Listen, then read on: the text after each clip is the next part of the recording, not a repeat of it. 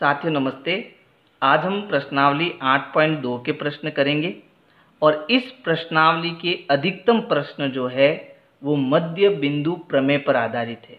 तो पहले हम ये समझते हैं कि ये मध्य बिंदु प्रमेय क्या होता है। ठीक है, तो मान लीजिए अगर मेरे पास एक त्रिभुज है ए बी सी, ये मेरे पास एक त्रिभुज है ए बी और सी। तो मध्य बिंदु प्रमेय ये कहती है कि किसी भी त्रिभुज की कोई भी दो भुजाओं का अगर हमें मध्य बिंदु दिया हुआ है और उन दोनों मध्य बिंदुओं को हम मिलाते हैं तो वो जो भुजा हमें प्राप्त होती है वो तीसरी भुजा के समांतर भी होती है और तीसरी भुजा की आधी भी होती है। ठीक है, अब इसको गणित में कैसे लिखना है, तो मान लो ये त्रिभुज है जिसकी दो भुजा, एक तो भुजा ए बी का मध्य बिंदु है एम और ए सी का मध्य बिंदु है एन। ठीक है, तो जब हम इन दोनों बिंदुओं को मिलाएंगे तो हमें एक भुजा मिलेगी एम एन। अब ये जो भुजा एम एन है वो इस त्रिभुज की तीसरी भुजा यानी बी सी, ठीक है, इस भुजा के समांतर होगी, बी सी के समांतर भी होगी और ये जो भुजा एम एन है वो इस तीसरी भुजा की आधी भी होगी यानी 1/2 बी सी होगी। ठीक है, अब आप कहोगे सर आधा तो एम एन है तो आपने 1/2 का BC से क्यों गुणा किया, यानी BC को क्यों आधा किया। BC को आधा इसलिए किया क्योंकि मुझे इन दोनों को बराबर करना है। ठीक है, तो बराबर कब होगा, जब मैं इधर आधा का गुणा करूंगा। समझ गए ना। अब इसको ऐसे समझो, जैसे MN है 5 सेंटीमीटर और BC है 10 सेंटीमीटर। ठीक है, तो अब मुझे इन दोनों को बराबर करना है। तो MN तो 5 है, BC 10 है, तो ये बड़ी है, तो मुझे क्या करना पड़ेगा, यहाँ पर 1/2 का गुणा करना पड़ेगा। अब ये दोनों बराबर हो जाएंगे। कैसे कि 2 का हम भाग देंगे 10 में तो कितनी बार जाएगा, 5 बार। समझ गए ना। तो हमें ये प्रमेय याद रखनी है। क्या होती है मध्य बिंदु प्रमेय, कि किसी भी त्रिभुज के अंदर यदि कोई भी दो भुजाओं का मध्य बिंदु हमें दिया हुआ है तो ये जो भुजा होती है वो त्रिभुज की तीसरी भुजा के समांतर भी होती है और तीसरी भुजा के आधी भी होती है। इसी को हम मध्य बिंदु प्रमेय कहते हैं। ठीक है, अब इसको याद रखना। अब हम प्रश्न संख्या 1 करेंगे। तो प्रश्न 1 है, ए बी सी डी एक चतुर्भुज है, यानी ये ए बी सी डी हमें एक चतुर्भुज दिया है जिसमें बिंदु पी क्यू आर एस क्रमशः भुजाओं A B B C C D और डी ए के मध्य बिंदु है। यानी ये जो बिंदु पी है वो ए बी का मध्य बिंदु है, बिंदु क्यू जो है वो बी सी का मध्य बिंदु है, आर जो है वो सी डी का मध्य बिंदु है और एस जो है वो डी ए का मध्य बिंदु है। ये हमें दिया हुआ है। ठीक है, ए सी उसका विकर्ण है, यानी ये जो ए से सी वाली भुजा है, ठीक है, ये इस चतुर्भुज ए बी सी डी का क्या है, विकर्ण है। दर्शाइए कि, अब हमें इन तीनों प्रश्नों के उत्तर देने हैं। तो सबसे पहले देखो, हमें एस आर को समांतर करना है ए सी के, यानी ये भुजा जो एस आर है वो ए सी के समांतर है, ये बताना है। और जो भुजा एस आर है, ये जो भुजा एस आर है वो इस विकर्ण AC की आधी है ना, यानी ये जो भुजा SR है वो विकर्ण की आधी है, ये भी हमें बताना है। तो ये हम किससे बता पाएंगे, मध्य बिंदु प्रमेय से। तो हम ये एक काम करते हैं, इस प्रश्न के उत्तर के लिए यहाँ हम एक त्रिभुज लेते हैं, त्रिभुज DAC है ना। तो यहाँ लिखेंगे त्रिभुज DAC में। तो मैं ये त्रिभुज बना लेता हूँ, ये देखो ये हमारा हो गया DAC। अब इस डी ए का मध्य बिंदु क्या है, एस, डी सी का मध्य बिंदु क्या है, आर। ठीक है, तो इन दोनों को जब मैं मिलाता हूं तो मैं यहाँ क्या लिख सकता हूँ, इस त्रिभुज के अंदर, इस त्रिभुज में मैं लिख सकता हूँ कि ये जो भुजा एस आर है, ये जो भुजा एस आर है वो इस भुजा ए सी के क्या है, समांतर है ना। यानी ये जो भुजा आपकी ए सी है इसके समांतर है। ये हो गया हमारा समीकरण नंबर 1। और क्या लिख सकता हूँ, और ये लिख सकता हूं कि ये जो भुजा एस आर है वो इस तीसरी भुजा ए सी की क्या है, आधी है। ठीक है, ये हो गया हमारा समीकरण नंबर 2। ये दोनों ही चीजें तो हमें सिद्ध करनी थी, देखो ये तो ऑटोमेटिक सिद्ध हो गई। अच्छा, ये दोनों सिद्ध किस प्रमेय से हुई, मध्य बिंदु प्रमेय से। ठीक है, तो हम बस इतना सा कारण लिखेंगे और हमारा उत्तर यानी पहले का उत्तर आ गया। अब दूसरी चीज हमें क्या सिद्ध करनी है, वो देखो, दूसरी चीज हमें सिद्ध करनी है कि ये जो भुजा पी क्यू है, यानी ये भुजा पी क्यू वो इस एस आर भुजा के क्या है, समांतर है। तो अब हम एक काम करते हैं, हम इसमें दूसरा त्रिभुज लेते हैं, ये वाला त्रिभुज ए बी सी, त्रिभुज ए बी सी में। ठीक है। तो अगर मैं इस त्रिभुज को बनाना चाहूँ तो कैसे बनाऊंगा, देखो ये जो बी है वो मैं यहाँ लिख देता हूँ, ठीक है। बी के पास में क्या है, ए है, और बी के पास में क्या है, सी है। अच्छा, ए बी का मध्य बिंदु क्या है, तो ए बी का मध्य बिंदु पी है। बी सी का मध्य बिंदु क्या है, क्यू है। अब इन दोनों भुजाओं को मिला दो, ठीक है। तो इसमें क्या लिख सकते हैं हम कि ये जो भुजा पी क्यू है वो इस भुजा ए सी के क्या होगी, समांतर होगी, क्योंकि ये इसकी मध्य बिंदु है ना। और ये जो भुजा पी क्यू है वो इस भुजा ए सी के क्या होगी, आधे के बराबर होगी। तो ये हो गया हमारा समीकरण 3 और ये हो गया हमारा समीकरण 4। तो ये दोनों मैं कैसे लिख सकता हूँ, मध्य बिंदु प्रमेय से लिख सकता हूँ। लेकिन हमें सिद्ध क्या करना है, हमें सिद्ध करना है कि भुजा पी क्यू एस आर के बराबर है। तो यहाँ पर देखो ये दोनों चीज़ें जो है बराबर है, यानी समीकरण 2 और समीकरण 4 को ध्यान से देखो। समीकरण 4 है पी क्यू जो है वो 1/2 AC के बराबर है। समीकरण 2 है एस आर जो है वो 1/2 AC के बराबर है। यानी ये दोनों ही भुजाएं जो है 1/2 AC के बराबर है। इसका मतलब ये दोनों भी आपस में क्या है, बराबर है। तो यहाँ हम लिख सकते हैं समीकरण 2 व 4 से मैं ये लिख सकता हूँ कि जो भुजा पी क्यू है वो इस भुजा एस आर के क्या होगी, बराबर होगी। और इसको मैं दे रहा हूँ समीकरण नंबर 5। तो देखो सेकंड में हमें यही सिद्ध करना था, है ना। तो ये चीज़ हमारी सिद्ध हो गई। अब तीसरी चीज़ हम सिद्ध करेंगे, और तीसरी चीज़ हमें क्या सिद्ध करनी है, तीसरी चीज़ हमें सिद्ध करनी है पी क्यू आर एस एक समांतर चतुर्भुज है। यानी पी क्यू आर एस अंदर जो ये चतुर्भुज दिया है वो एक समांतर चतुर्भुज है, हमें ये सिद्ध करना है, ठीक है। तो देखो यहाँ पर मैं ले रहा हूँ एक तो समीकरण नंबर 1, ठीक है। ये जो भुजा एस आर है वो इस ए सी के क्या है, समांतर है ना। और फिर मैं एक समीकरण ले रहा हूँ 3। समीकरण 3 क्या है, जो भुजा पी क्यू है वो इस ए सी के क्या है, समांतर है। यानी समीकरण 1 और 3 से हमें क्या देखने को मिलता है कि एस आर जो है वो ए सी के समांतर है, पी क्यू जो है वो भी ए सी के समांतर है। तो ये दोनों ही भुजा ए सी के समांतर है। इसका मतलब ये दोनों भुजा आपस में क्या है, समांतर है। देखो ध्यान से समझना, ये भुजा इसके समांतर है, ये भुजा इसके समांतर है ना। तो इसका मतलब ये दोनों भुजाएं भी आपस में क्या है, समांतर है। तो यहाँ हम सीधा लिखेंगे समीकरण 1 व 3 से मैं ये लिख सकता हूँ कि जो भुजा एस आर है वो इस भुजा पी क्यू के क्या है, समांतर है। और इसको मैं दे रहा हूँ समीकरण नंबर 6, ठीक है। तो एक तो ये चीज़ हो गई हमारी। दूसरी चीज़ क्या आई कि ये जो भुजा एस आर है वो इस पी क्यू के क्या दी हुई है, बराबर भी दी हुई है। देखो समीकरण हमने 5 में इसको सिद्ध किया है ना। तो समीकरण 5 हमारा क्या है कि जब पी क्यू है वो इस एस आर के बराबर भी है। ये हमने कहाँ से लिखा, समीकरण 5 से लिखा, ठीक है। अच्छा, अब समीकरण 6 और ये जो हमने पी क्यू को एस आर के बराबर लिखा, इन दोनों से हमें क्या दिख रहा है, तो इन दोनों से हमें ये दिख रहा है कि जब किसी चतुर्भुज में सम्मुख भुजाओं का एक जोड़ा बराबर भी हो और समांतर भी हो, तो देखो ये दोनों भुजाएं हमें बराबर दी हुई है, ये दोनों भुजाएं हमें समांतर भी दी हुई है।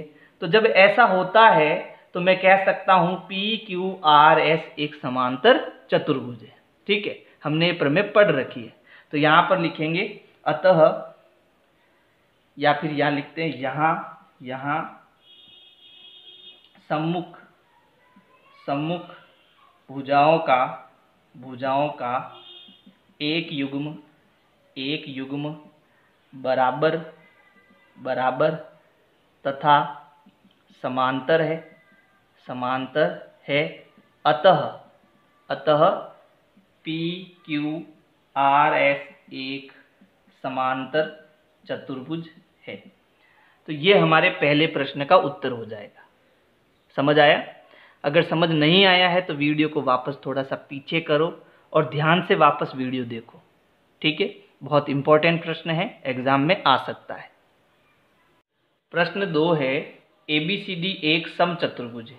तो यहाँ मैंने ABCD एक चतुर्भुज बनाया है और ये कैसा चतुर्भुज है, समचतुर्भुज। यानी इसकी प्रत्येक भुजा समान भी है और इसके जो विकर्ण है, यानी अगर मैं यहाँ पर एक विकर्ण AC खींचता हूँ और एक विकर्ण BD खींचता हूं, तो ये विकर्ण जो होंगे एक दूसरे को 90 डिग्री के कोण पर काटेंगे, है ना, क्योंकि समचतुर्भुज के जो विकर्ण होते हैं परस्पर लंब होते हैं, तो ये याद रखना। तो ये जो बिंदु मैंने ओ लिया है वो कितने डिग्री का लिया, 90 डिग्री का लिया, ठीक है, ये हमें दिया हुआ है।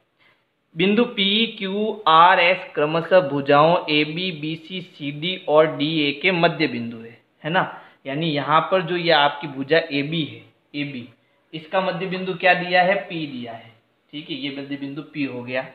BC का मध्य बिंदु क्या है, Q है। CD का मध्य बिंदु क्या है, तो CD का मध्य बिंदु R है। और ये जो भुजा आपकी DA है, इसका मध्य बिंदु क्या है, S, तो DA का मध्य बिंदु क्या हो गया, S हो गया। आगे प्रश्न कह रहा है दर्शाइए कि चतुर्भुज PQRS एक आयत है। यानी अगर मैं P को Q से, Q को R से, R को S से और P को S से मिलाता हूं, तो ये जो अंदर चतुर्भुज बना है वो एक आयत है, ये हमें सिद्ध करना है। अब PQRS हमारा आयत कब बनेगा, जब इस चतुर्भुज के आमने सामने की भुजाएं बराबर होगी और प्रत्येक कोण 90 डिग्री का होगा। यानी कोण P, कोण Q, कोण R, कोण S, ये प्रत्येक कोण अगर 90 डिग्री होगा तो ये PQRS हमारा क्या बनेगा, आयत बनेगा। तो हमें दो चीजें सिद्ध करनी है, एक तो इसके आमने सामने की भुजाएं बराबर है और इसका प्रत्येक कोण 90 डिग्री है, तो ये आयत बन जाएगा। ठीक है, तो देखो हमें प्रश्न में दिया क्या है, हमें दिया है कि ये जो ABCD है वो एक समचतुर्भुज है, ABCD एक समचतुर्भुज है, समचतुर्भुज है जिसमें ये जो आपके विकर्ण AC है वो BD पर क्या है, लंब है, जिसमें विकर्ण AC जो है वो BD पर लंब है। ठीक है, और ये PQRS इसमें मध्य बिंदु दिए है क्रमशः AB, BC, CD और DA में, ये भी आप चाहो तो लिख सकते हो। ठीक है, लेकिन हम ज़्यादा बड़ा नहीं करेंगे, शॉर्ट में प्रश्न को करेंगे। तो AC लंब है BD पर, ये हमने कहाँ से लिखा, तो ये हम जानते हैं कि समचतुर्भुज के विकर्ण एक दूसरे पर लंब होते हैं, यानी 90 डिग्री का कोण बनाते हैं। ठीक है, यानी यहाँ हम लिख सकते हैं अर्थात ये जो कोण O मैंने लिया है, कोण O जो है वो हमारा क्या हो जाएगा, 90 डिग्री हो जाएगा। तो ये चीजें हमें दी हुई है। ठीक है, अब हमें सिद्ध क्या करना है, तो देखो हमें सिद्ध करना कि ये जो चतुर्भुज PQRS है वो एक आयत है, ये हमें सिद्ध करना है। ठीक है, तो चलो इसको सिद्ध करते हैं, यानी कि इसकी क्या करते हैं, उपपत्ति करते हैं। तो अगला पॉइंट आ जाएगा हमारा उपपत्ति का। ठीक है, तो देखो इसकी उपपत्ति करने के लिए मैं त्रिभुज ले रहा हूं ABC। अब देखो इस त्रिभुज को ध्यान से समझना, ये हमारा क्या हो गया, B हो गया।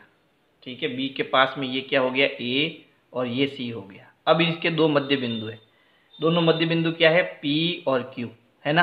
तो अभी हमने एक प्रमेय पढ़ी थी कि जब किसी त्रिभुज के दो भुजाओं के मध्य बिंदु होते हैं तो उनको मिलाने पर ये त्रिभुज की तीसरी भुजा के समांतर भी होते हैं और तीसरी भुजा के आधी भी होती है ना। तो यहाँ हम लिखेंगे त्रिभुज ABC में।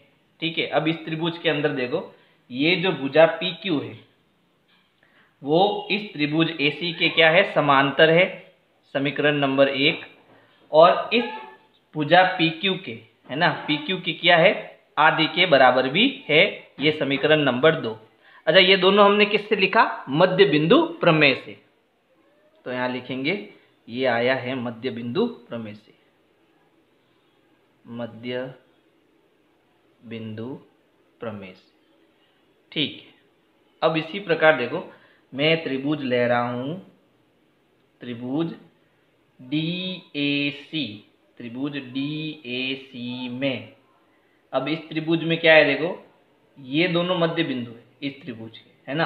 तो ये जो भुजा SR है वो AC के क्या होगी, समांतर होगी। तो हम लिखेंगे भुजा SR जो है वो भुजा AC के क्या होगी, समांतर होगी, समीकरण नंबर 3।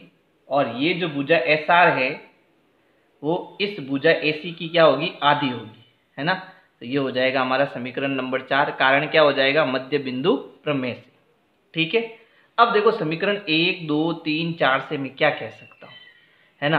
तो समीकरण 1 और 3 से मैं कह सकता हूँ कि जब भुजा PQ AC के समांतर है, ये भुजा PQ जो है AC के समांतर है, SR भी AC के समांतर है, इसका मतलब ये जो भुजा PQ है वो SR के क्या होगी? समांतर होगी, है ना।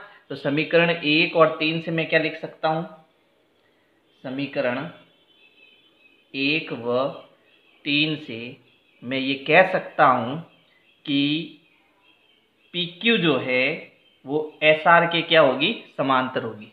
अभी ये चीज़ हमने प्रश्न 1 में पढ़ी थी, है ना।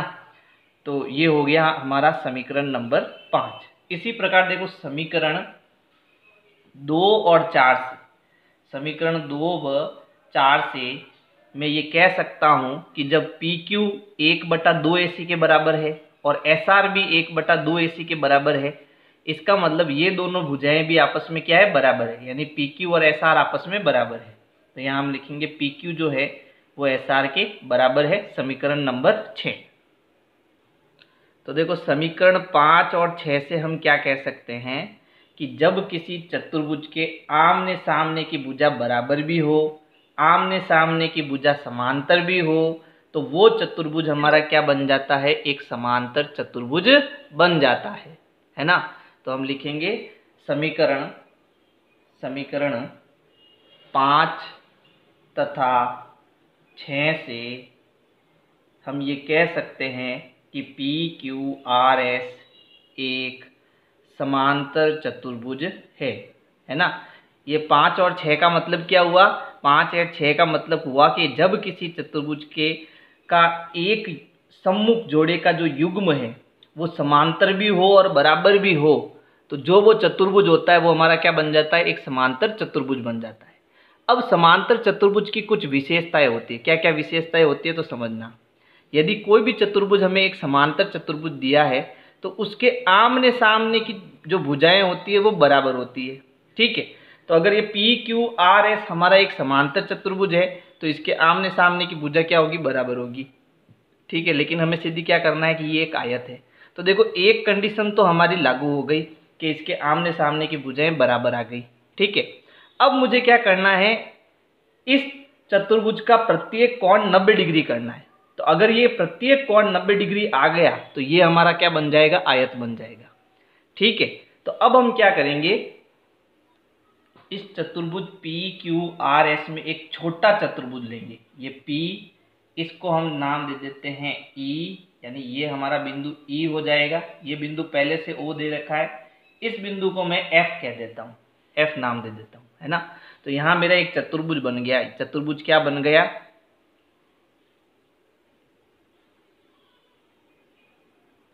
पेन चेंज कर लेते हैं। तो देखो यहाँ पर हमारा चतुर्भुज बन गया PEOF, चतुर्भुज PEOF में। ठीक है, अब इस चतुर्भुज में क्या मैं ऐसा लिख सकता हूँ कि ये जो भुजा PE है वो समांतर है इस चतुर्भुज FO के। कैसे लिख सकता हूँ कि भाई हमें पता है कि ये बड़ी वाली भुजा जो है PQ, ठीक है, ये हमें समांतर दी हुई है भुजा AC के, इस पूरी बड़ी वाली भुजा के AC के समांतर दी हुई है समीकरण 1 में देखो, है ना। तो जब ये दोनों भुजाएं आपस में समांतर है तो इसके जो छोटे छोटे टुकड़े होंगे वो भी आपस में क्या होंगे? समांतर होंगे। समझ गए?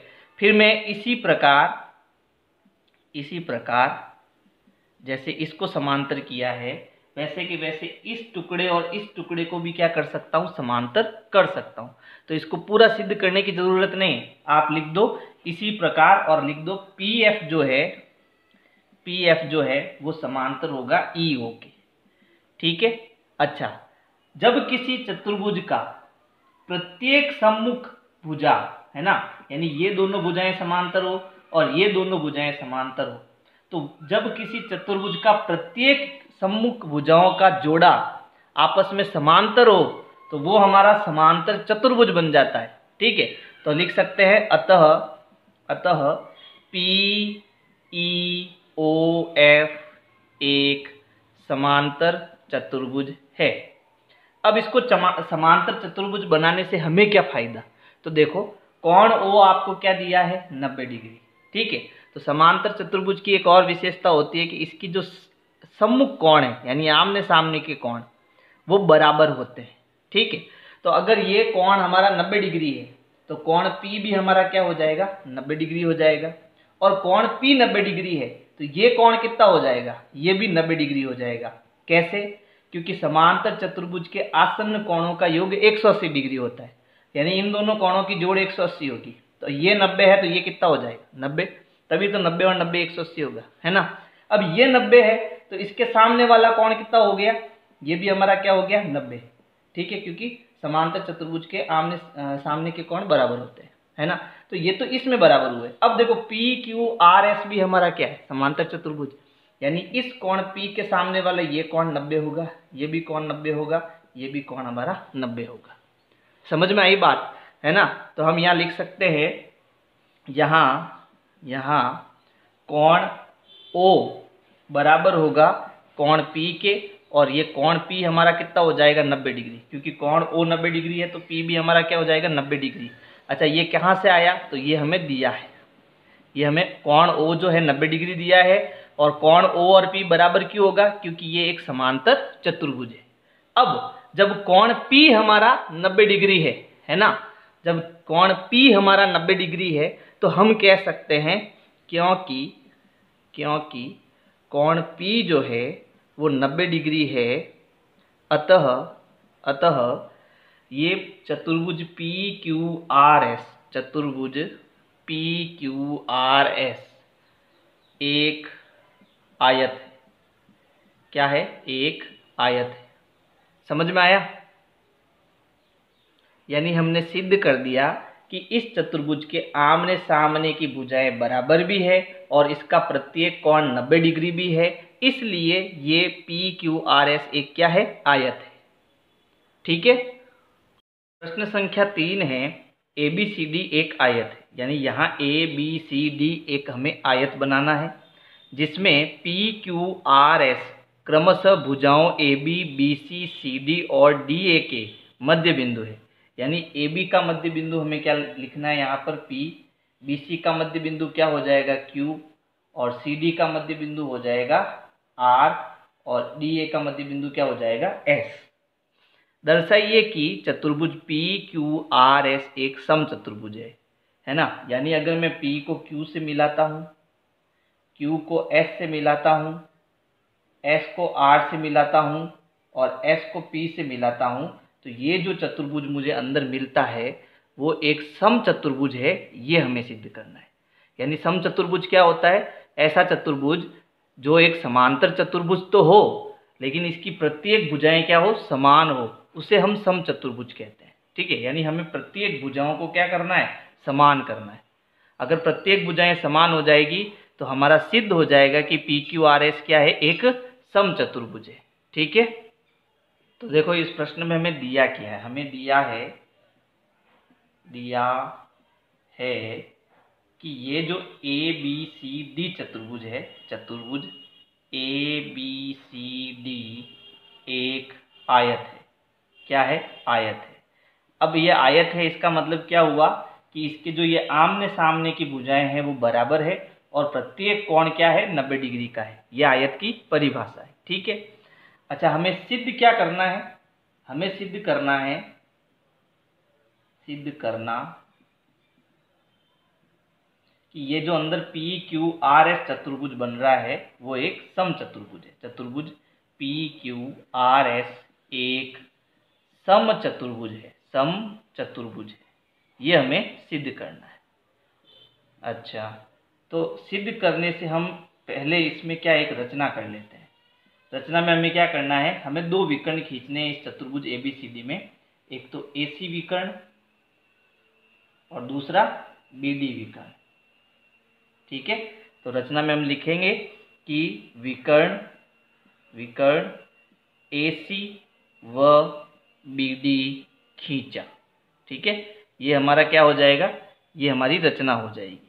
अब चलो इसकी उत्पत्ति करते हैं, यानी कि इसको सिद्ध करते हैं। तो देखो, इसको सिद्ध करने के लिए पहले मैं ये त्रिभुज ले रहा हूँ ए बी सी, है ना, त्रिभुज ए बी सी में। अब देखो, इस त्रिभुज के अंदर हमने एक मध्य बिंदु प्रमेय पढ़ी, है ना। मध्य बिंदु प्रमेय क्या थी कि जब किसी त्रिभुज की दो भुजाओं का अगर हमें मध्य बिंदु दिया जाता है तो ये जो भुजा होती है वो तीसरी भुजा के समांतर भी होती है और इसकी आधी भी होती है ना। प्रश्न 1 और 2 में हमने इसको ठीक से समझा था। इसका मतलब है कि ये जो भुजा पी क्यू है वो इस एसी भुजा के क्या है, समांतर है। तो यहाँ मैं लिख सकता हूँ कि ये जो मैंने भुजा पी क्यू ली है वो भुजा एसी के क्या है, समांतर है। और ये जो भुजा, छोटी वाली भुजा पी क्यू है वो इस विकर्ण की आधी है ना, एसी की आधी है। तो यहाँ हम लिखेंगे ये जो भुजा आपकी पी क्यू है, भुजा पी क्यू जो है वो 1/2 एसी के बराबर है। 1/2 एसी के क्या है, बराबर है।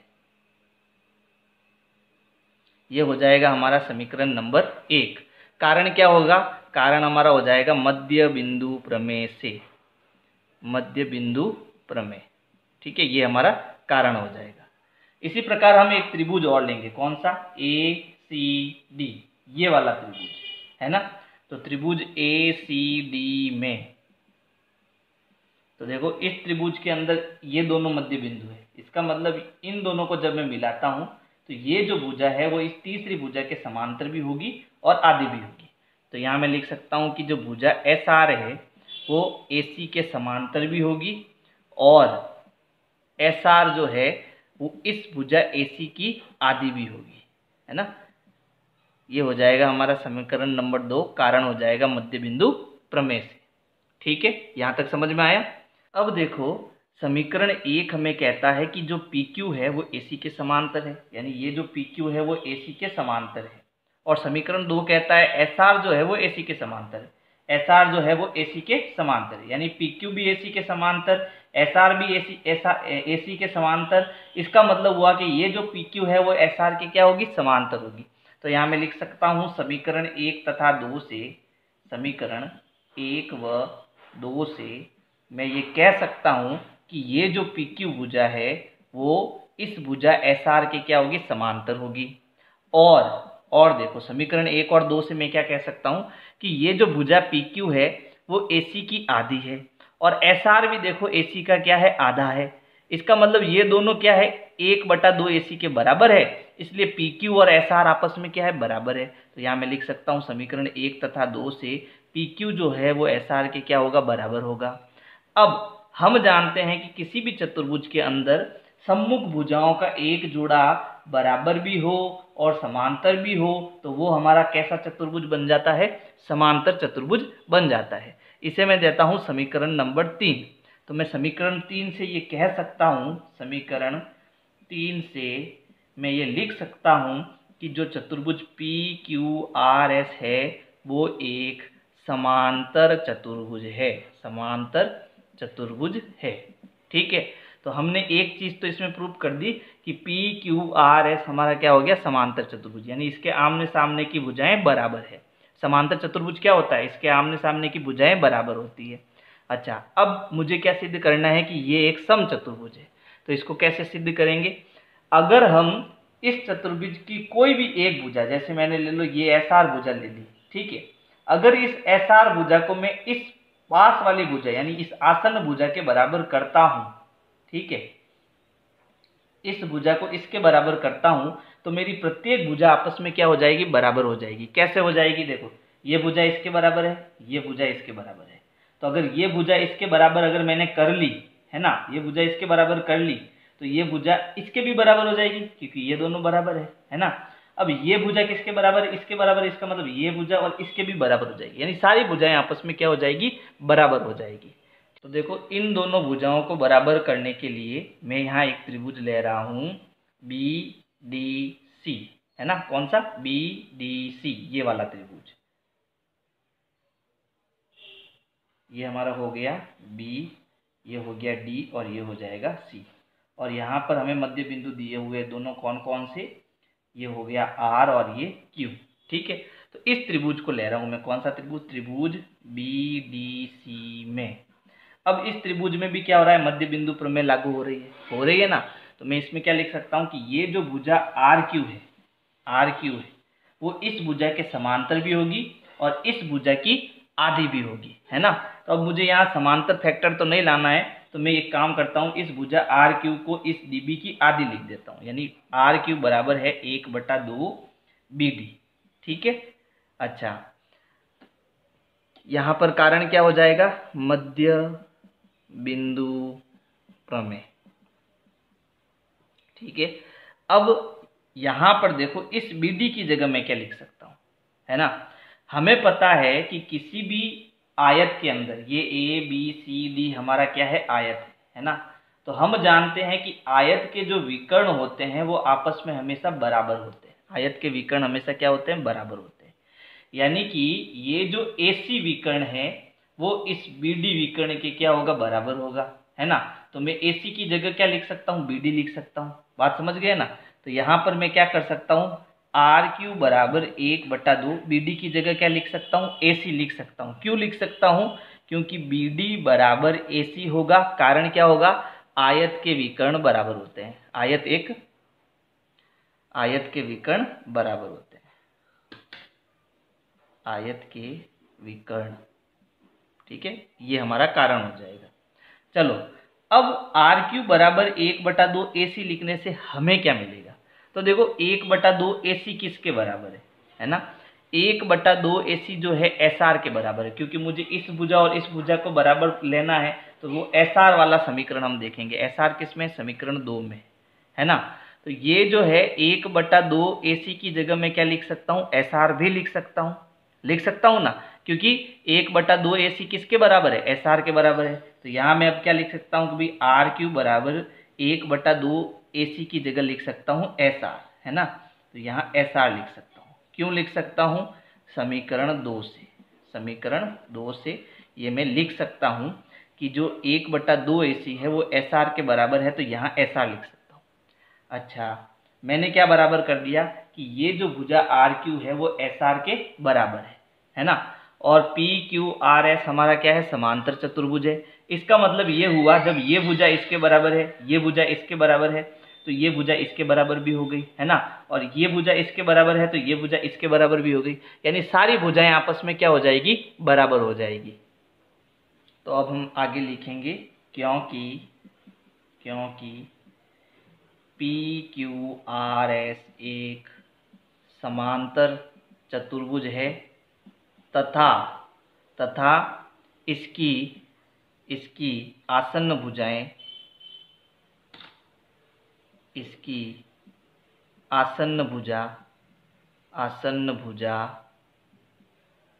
SR व RQ भी बराबर है। अतः हम ये कह सकते हैं कि जो PQ है वो इस RQ के बराबर होगी, RQ SR के बराबर होगी और SR PS या SP के बराबर होगी। यानी सारी भुजाएं आपस में क्या हो जाएगी, बराबर हो जाएगी, है ना। और सारी भुजाएं जब बराबर हो जाएगी तो हम यहाँ क्या लिख सकते हैं, अतः PQRS एक समचतुर्भुज है ना।